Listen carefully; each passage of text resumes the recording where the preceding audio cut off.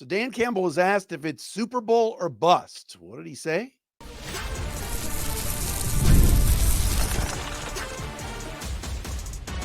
You are Locked On Lions, your daily Detroit Lions podcast. Part of the Locked On Podcast Network, your team every day.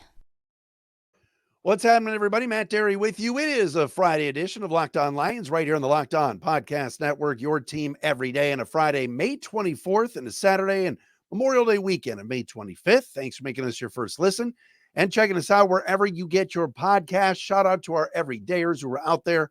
My guy, Steven Facine on Twitter at Derry Speaks, hits me up all the time. Appreciate Steve, Nathan Litke, all the crew, Eddie Vetter, my man, Coach Pav, Anthony Pavicic, everybody. Appreciate all of my everydayers out there. Dan Zeck as well. Hit me up today as well. Everydayers that watch or listen every day. Please, if you don't watch the show and you are trying to find it on YouTube, you can. Locked On Lions YouTube channel. Please subscribe and check us out each and every day right here on Locked On Lions. Players off for the Memorial Day weekend. OTAs continuing over the next couple of weeks or so. Got to talk about Dan Campbell, who was asked yesterday about Super Bowl or bust and what he had to say. Also, we'll get into some kicker talk. Was reading Jeremy Reisman in prideofdetroit.com today, and he thinks there's a chance the Lions do not pursue Michigan Panthers kicking legend Jake Bates. We will get into that coming up momentarily, and we love looking at different power rankings throughout the internet and certain sites and where they have the Lions ranking. We found one that is the Lions very, very high up. And we'll get to that today right here on Locked On Lions. But follow us on Twitter, Derry Speaks, at Locked On Lions, Matt Derry Facebook fan page as well. And, of course, on our Locked On Lions YouTube channel. First and foremost, hopefully everybody's going to have a safe holiday weekend, Memorial Day, certainly. This is really kind of the beginning of summer. A lot of people feel like Memorial Day, beginning of summer, Labor Day, the end of summer. So enjoy it. Enjoy this warm weather. I know it was sunny today. And so many people are just so excited about this football team. Everywhere I go,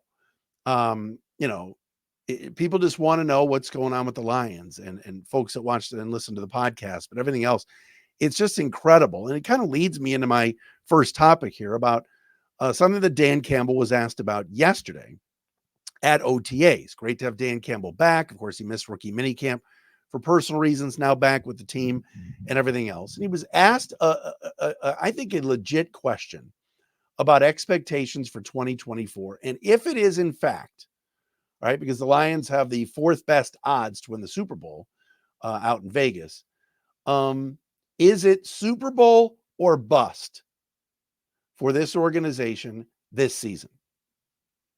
Meaning, you got to win it or you got to get there to the Super Bowl. Or is it a bust of a season if that doesn't happen? And Campbell said, quote, and this was interesting, I don't see bust. I see Super Bowl. I don't know what bust is, end quote. I think for a lot of fans, based upon what happened last year, and then we'll get to Dan Campbell in a second, but let's talk about us here. Everybody knows the progression that has been made. 3 wins, bad team, need to blow up the roster first year, whatever.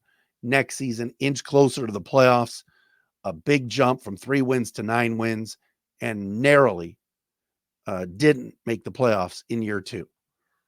Year 3, everybody said, go win the division. Let's host a playoff game. We hosted 2 playoff games. They won 2 playoff games, and they made it further than I thought, and a lot of other people thought they would, and that was the NFC Championship game. So now, yes, based on the progression of 3, 9, 12 plus 2, the goal is to get to the Super Bowl. The next step for this franchise and for a lot of these players is we've tasted the NFC Championship game. We've made it to the Final 4. The next obvious move is to get to the Final 2 and to be at the Super Bowl level and to play in a game that, as we all know, the Detroit Lions have never played in. But when you categorize it as Super Bowl or bust, you leave some things for discussion. For example, if the Lions have a really good year, win the division again, get to the NFC Championship game again and injuries happen, or Jared Goff gets knocked out of the game, or a bad, there are extenuating circumstances that take place that don't necessarily then present it as a bust. If it's Super Bowl or bust, bust means anything else is unacceptable, wrong, bad, etc. Like I said, it's very difficult to get there. Is the next obvious step and the goal to get there and to overtake San Francisco and become NFC champions? Yes, it is. Am I going to sit here, though, and tell you that the season would be a bust if the Lions don't get to the Super Bowl? I don't think I'm at that point yet. I want to see how the season goes. I want to see how the roster shapes up before we get to September 8th and Detroit is hosting the LA Rams. Last year, it lined up nicely for the Lions with Dallas losing, meaning the Lions hosted two teams at Ford Field they were clearly better than, the Rams and the Bucs. Lions caught a couple of breaks. Let's be honest. They didn't have to play Philly, who fizzled out. They didn't have to go to Dallas again. All right? Like Seattle, a team they have problems with, wasn't even involved. So, Green Bay had lost to San Francisco the week before.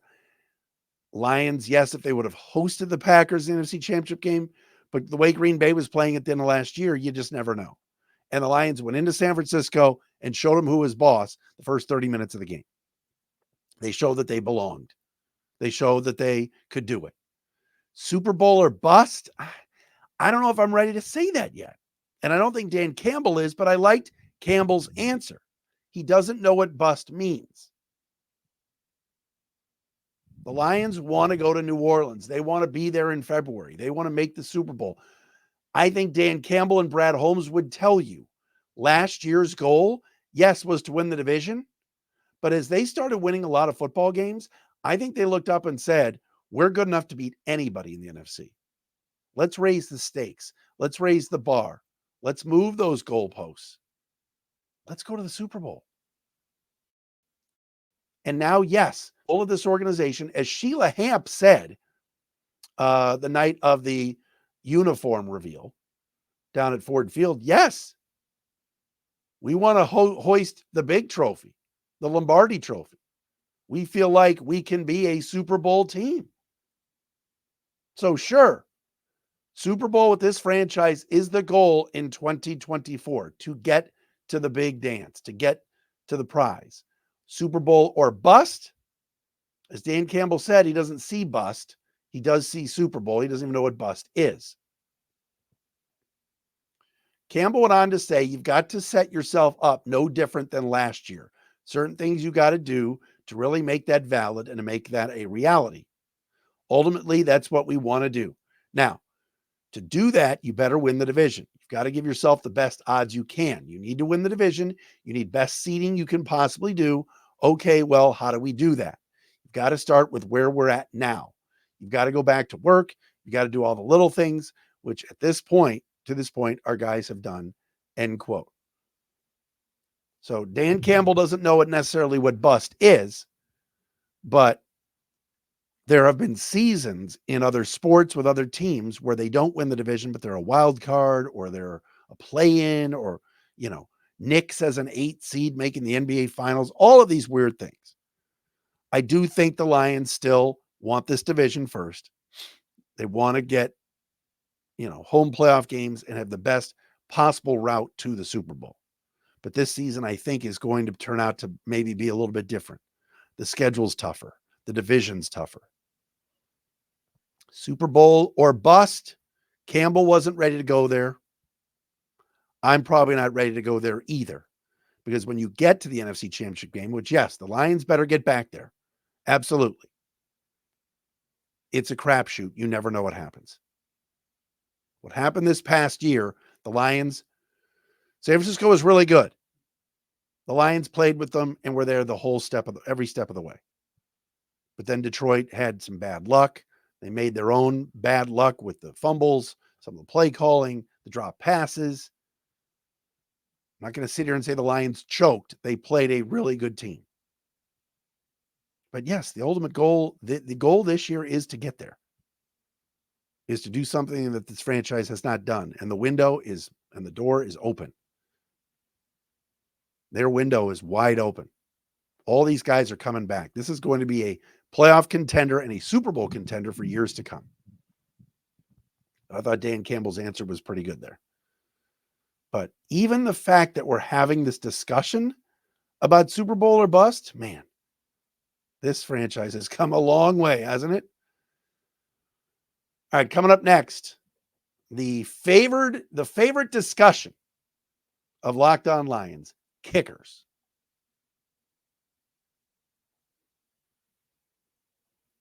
And Locked On Lions brought to you by eBay Motors. Passion, drive, and patience. The formula for winning championships is also what keeps your ride or die alive. eBay Motors has everything you need to maintain your vehicle and level it up to peak performance. Superchargers, roof racks, exhaust kits, LED headlights, and more.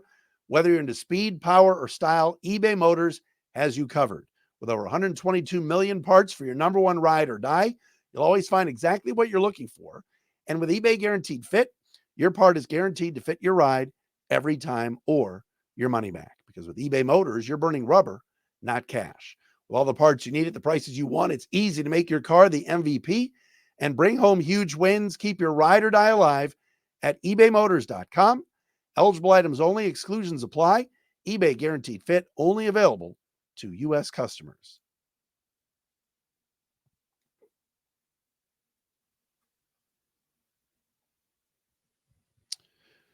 All right, back on Locked On Lions, a Friday edition. Monday, Trevor Sycamore will join us on Memorial Day from Pro Football Focus. If you missed yesterday's show, Trevor did his quarterback rankings at pff.com, and he ranked Jared Goff number 16 behind Kirk Cousins and others.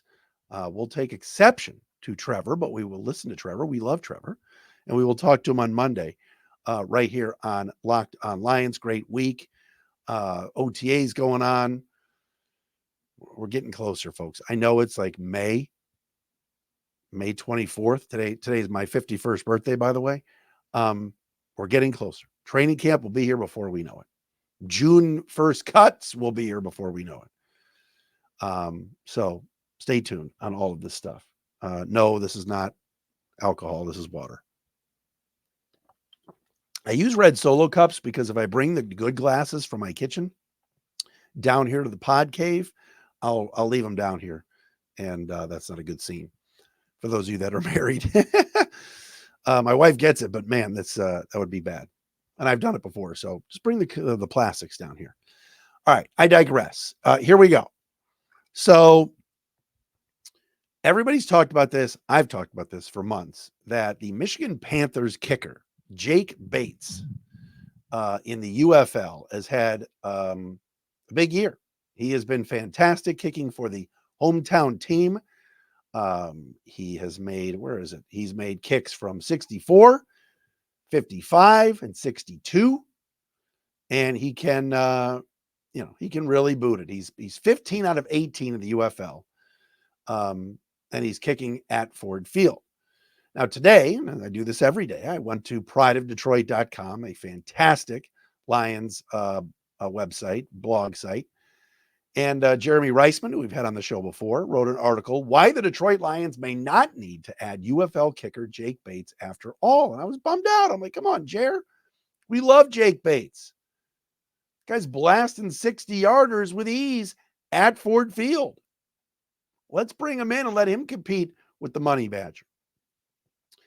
But Jeremy went on to say that Michael Badgley has been working with special teams coach Dave Phipp recently. And Phipp said on Thursday, quote, Badgley's working hard on bringing his range out, maybe a little bit further than it's been, and has looked good doing it. According to Jeremy Reisman, Badgley on Thursday kicked 52-yard field goal and a 60-yarder. According to Justin Rogers of the Detroit News, Badgley banged home several 50-plus yard field goals working on the side, often clearing the crossbar with several yards to spare. End quote. Lions, of course, have brought in James Turner from Michigan, for a little competition right now. But Turner's longest kick in college, both at Michigan and Louisville, was 50 yards. Phipp was asked about Jake Bates. Now, again, you can't tamper with these UFL players until after the season. Phipp said, quote, "I've seen him. I'm not going to go into specific on any individual player, but obviously I'm happy for that kid. He's having a great year. And from what I understand, has a pretty cool story," end quote. Yes. I mean, Jake Bates, we've talked about it on the show, didn't even kick in college. He was a kickoff guy, and his last kick, like field goal or extra point, was in high school. Here's the thing.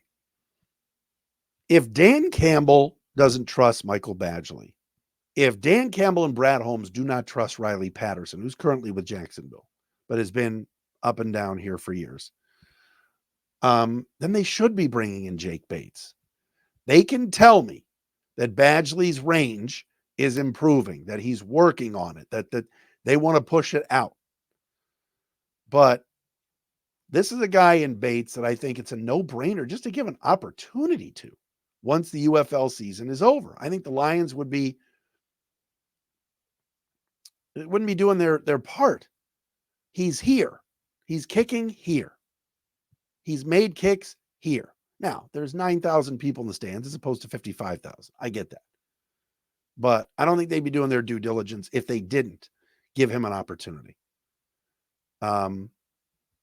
We saw with Dallas last year what a random guy that they brought in, former soccer player, and it worked out. It worked wonders for them. I also have questioned in the past on this very show if the Lions want a kicker with a big leg, because Dan Campbell seems to want to go for it so many times that he would bypass a 55-yard field goal, a 60-yard field goal, and just say, forget it. Our MO is we're going for it. 4th and 3, 4th and 5, 4th and 7, doesn't matter. Maybe Michael Badgley's range isn't what we think it is because he hasn't really been given opportunities. But I highly doubt a veteran kicker like Badgley, who's been around a long time, is all of a sudden going to be some specialist from 62 yards out. Whereas this kid, Jake Bates, seems to have a younger, stronger leg.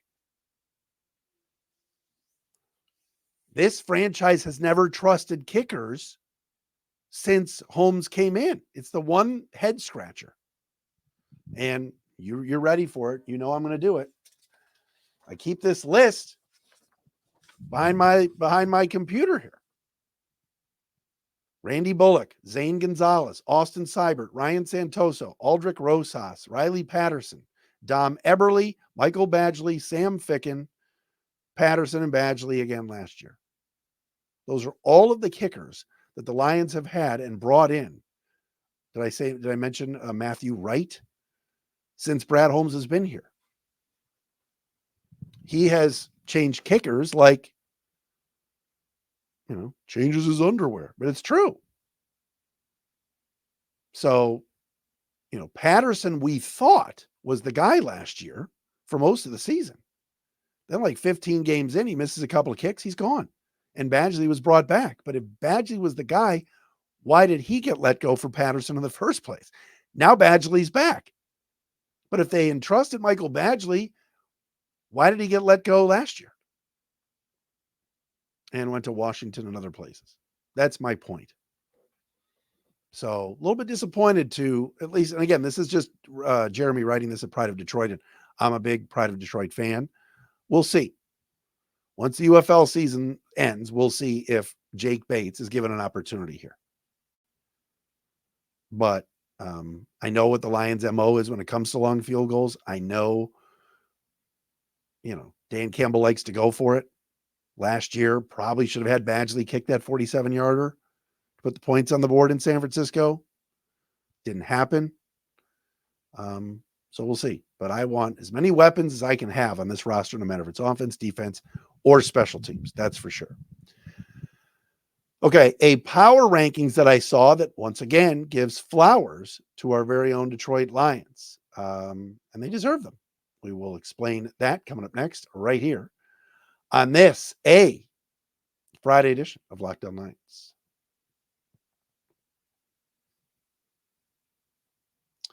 Hi, folks. Locked On Lions today brought to you by our friends at Yahoo Finance. Wouldn't it be great if you could see all of your investment and retirement accounts in one place? With Yahoo Finance, you can consolidate your views from multiple accounts into one hub and access the expert analysis you need to tend to your entire portfolio with confidence. It's simple. When it comes to your financial future, think you've done it all, right? You got SEP IRA, Roth IRA. You talk to you want to put it all in one place. You want to be able to click somewhere one time and see how you're doing. And that's Yahoo Finance. All right. You need to take those investments to the next level by using what every financial great uses, Yahoo Finance. For more than 25 years, Yahoo Finance has been the brand behind every great investor. Whether you're a seasoned investor or you're looking for the extra guidance, Yahoo Finance gives you all the tools and data you need in one place. They're the number one financial destination, producing a holistic look at the financial news cycle, including breaking news, original editorial perspectives, analyst ratings, independent research, customizable charts, and so much more. For comprehensive financial news and analysis, visit the brand behind every great investor, yahoofinance.com. The number one financial destination, yahoofinance.com. That's yahoofinance.com.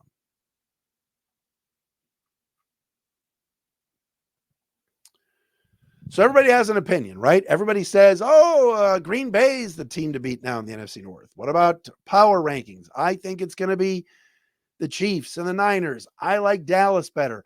I think Philly's ahead of Detroit. I like the Lions.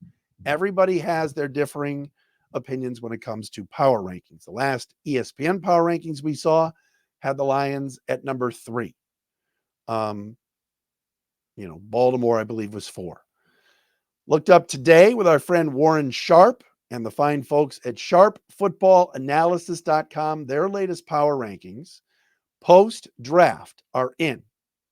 This was posted earlier this week and written by Raymond Summerlin, who is one of their writers at sharpfootballanalysis.com. Raymond writes, the draft did not bring many huge changes to these power rankings, but there were definite winners and losers coming out of draft weekend. So the top 8 teams following the draft did not change, according to Sharp Football. 49ers 1, Chiefs 2, Lions 3, Ravens 4, Bengals 5, Eagles 6, Texans 7, Bills 8. 5 of the 8 teams and the top 8 are AFC teams. Kansas City, Baltimore, Cincinnati, Houston, Buffalo. So if you're doing NFC rankings, Lions are 2, but overall coming in at number 3, ahead of the Ravens and ahead of the Bengals, who are very high up at number 5. Very interesting. But if Joe Burrow is healthy, people like Cincinnati. Green Bay moved up 1 spot to number 9 since the draft, and Dallas, who was at 9, dropped to 10. As far as the rest of the division, Chicago at 15. Minnesota comes in at 22. By the way, yes, I'm seeing all of you tweeting to me about Caleb Williams had a bad day in practice yesterday. What do you want me to say? It's practice. It is what it is. How's Hall of Fields doing in Pittsburgh? But seriously, these power rankings, yes, I'm putting Detroit at number 3. I don't know if I would put San Francisco ahead of Kansas City. I like what the Niners have done this offseason. I didn't love their draft. I'm still concerned about the Chiefs receiving core and if Rice is going to play, all of these things. And of course, there's the hangover from last year. It's tough to, the Chiefs are trying to three-peat and all these things. But yes, I'm putting Detroit at number 3, 100%. The Lions have a really good team. Yes, the schedule is more difficult. Absolutely, the division is going to be more difficult. Last year, the Lions were superior to the Bears, yet the Bears split the season series. Last year, the Lions were better than Green Bay. They split with Green Bay. Lions swept Minnesota at the end of the year, thanks to getting a chance to playing Nick Mullins 2 of the last 3 weeks, as opposed to earlier in the year when Kirk Cousins was out there before he got injured. But I look at these other teams that are around the Lions, the Ravens, who beat up the Lions pretty good last year. Could you make an argument for Baltimore being ahead of Detroit? Yes, you can. Cincinnati, Philadelphia, new coordinators. I think the Eagles will bounce back this year and win that division. Texans are damn good. That's going to be a very difficult game for the Lions on November 10th on Sunday Night Football. Bills, Packers, Cowboys, sure. But yeah, Lions at number 3, I can't disagree with it. I truly believe when you've got young pieces like the Lions have, and you're still very strong up front with that offensive line led by Penei Sewell and Frank Ragnow. The defensive line has been upgraded with DJ Reader and Marcus Davenport. The secondary is better. How is this team not better than it was a year ago? Chauncey Gardner-Johnson did not perform last year. I know he was hurt for most of the season. It's no longer Cam Sutton and Kindle Vildor. So, yes, Lions will be the hunted. Teams won't take them lightly. It's not the same old you-know-whats anymore. But number 3 in the NFL right now, absolutely, without a doubt. All right, great week of Locked On Lions. Trevor Sikkema is going to join us on Monday for our Memorial Day edition of Locked On Lions. Thanks for making us your first listen, everybody, and checking us out wherever you get your podcasts.